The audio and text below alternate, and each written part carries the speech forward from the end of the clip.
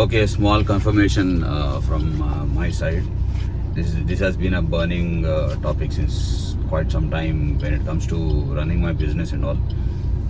When a device comes in for repair, we quote a price, and the customer or the client agrees for the price, and we start the repair process. We give them 24 to 48 hours of time, so they take it as 48 hours. So once the repair is finished in 24 hours, when we give them a call and we ask them to come and pick up the payment, pick up their device once it's fixed, the one question they ask is, you have fixed it in 24 hours, why should I pay you so much? I don't want to disclose the price or whatever what I charge. So this is the normal perspective of the people. So the question they ask me is, you have fixed it in very less time, why do I have to pay so much? I will only pay you half of the amount of what you have quoted.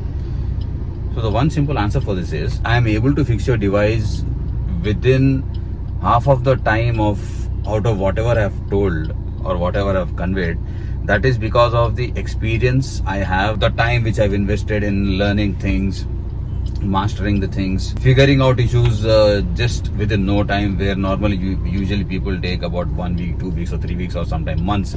People just leave their MacBooks in the service center, and in spite of repeated follow-ups, the service center people do not answer their calls or queries, or they do not tell them what is the exact issue.